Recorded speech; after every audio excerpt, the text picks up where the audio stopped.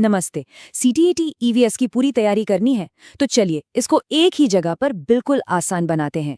ये एनसीईआरटी और पेडागोजी का वो निचोड़ है जिसके बाद और कुछ देखने की जरूरत ही नहीं पड़ेगी।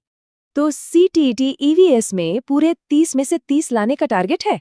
अगर हाँ, तो समझ लीजिए कि ये विश्लेषण उस लक्ष्य तक पहुंचने का सबसे सीधा रास्ता है। चलिए शुरू करते हैं। तो चलिए शुरू करते हैं पार्ट 1 से। ये है एनसीईआरटी कंटेंट का एक सुपर फास्ट रिव्यू। इसमें हम उन जरूरी फैक्ट्स पर तेजी से नजर डालेंगे जो एग्जाम में बार बार आते ही आते हैं। चलिए सीधे फैक्ट्स पर आते हैं। सबसे पहले हाथी। इनके झुंड की लीडर होती है सबसे बुजुर्ग हथिनी, और पता है ये दिन में बस 2 से 4 घंटे ही सोते हैं। अब जरा बाघ की बात करते हैं। सोचिए, रात के अंधेरे में एक बाघ हम इंसानों से 6 गुना बेहतर देख सकता है और अपनी मूंछों से हवा में हुई हल्की सी भी हलचल को महसूस कर लेता है। ये दोनों ही सीटीटी के फेवरेट सवाल हैं, इन्हें बिल्कुल मत भूलिएगा। अच्छा, अब आते हैं दो बड़े ही अजीब और दिलचस्प जीवों पर। एक तरफ है स्लॉथ, जो दिखता तो भालू जैसा है पर है नहीं। ये इतना आलसी है कि हफ्ते में सिर्फ एक बार टॉयलेट के लिए पेड़ से नीचे उतरता है।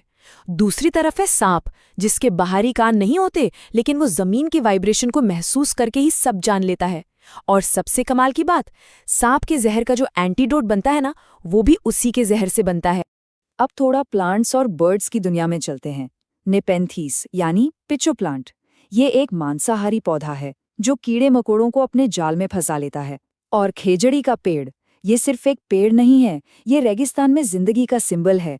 और अमृता देवी और 300 से ज्यादा लोगों के उस बलिदान की कहानी है जिन्होंने पेड़ों को बचाने के लिए अपनी जान दे दी थी। पक्षियों में नर वीवर बर्ड कई घोंसले बनाता है और मादा उनमें से बेस्ट वाला चुनती है। और उल्लू, वो तो अपनी गर्दन लगभग पूरी की पूरी 360 डिग्री घुमा सकता है। ये वाला हिस्सा बड़ा कमाल का है। ये दिखाता है कि हम इंसान अपने एनवायरनमेंट के साथ कैसे एडजस्ट करते हैं। जैसे असम में जहाँ बहुत बारिश होती है, वहाँ घर मजबूत बांस के खंभों पर ऊंचे बनाए जाते हैं ताकि बाढ़ से बच सकें। वहीं राजस्थान की गर्मी में मोटी मिट्टी की दीवारें और फूस की छतें घर को अंदर से एकदम ठंडा रखती हैं। और मिजोरम की झूम खेती, ये तो नेचर के साथ मिलकर जीने का एक बहुत ही अच्छा उदाहरण। तो इस पूरे हिस्से का सार बस एक लाइन में है: कुदरत और तहफ़्फ़ुज़, माहौलियात का सबक।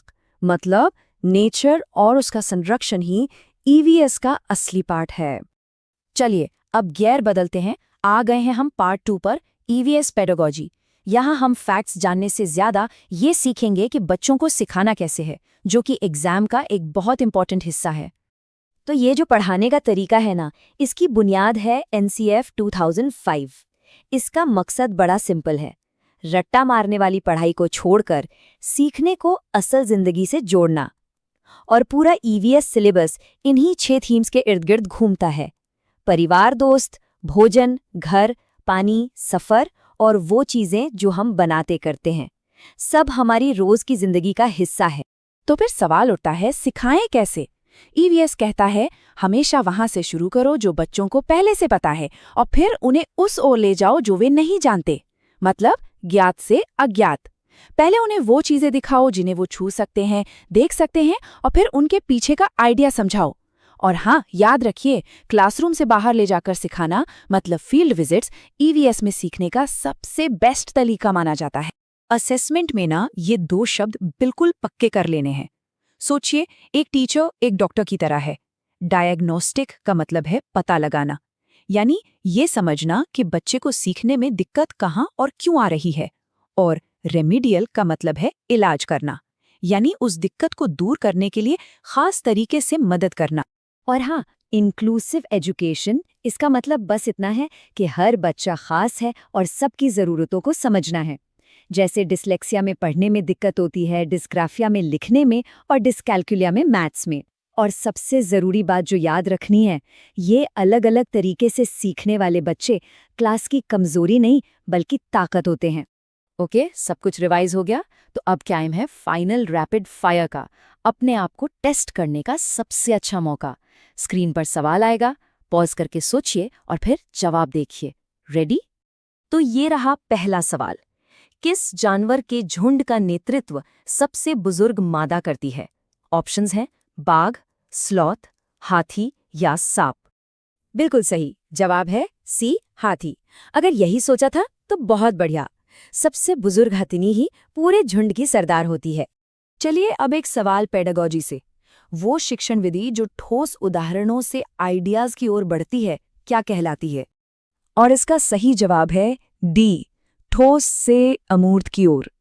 ये ईवीएस पढ़ाने का एक सबसे बुनियादी और जरूरी सिद्धांत है। और ये रहा आखिरी सवाल। जरा सोचिए, एक ऐसी जगह जहां खूब बारिश होती है। बाढ़ से बचने के लिए वहां के लोग अपने घर जमीन से ऊपर खंभों पर बनाते हैं। ये भारत के किस राज्य की खासियत है? एकदम सही जवाब है सी, असम। वो खंबे घरों को बाढ़ के पानी से सुरक्षित रखते हैं। शानदार। तो बस एक बात याद रखिएगा, रिवीजन ही सब कुछ है। इस पूरे सेशन को बस 2 से 3 बार देख लीजिए और सीटीईटी ईवीएस में सफलता पक्की है। तो अगर इससे थोड़ी भी मदद मिली हो तो इसे लाइक और शेयर जरूर करिएगा। और हाँ, कमेंट में ईवीएस डन लिखकर बताइए कि तैयारी हो चुकी है। मिलते हैं अगली बार।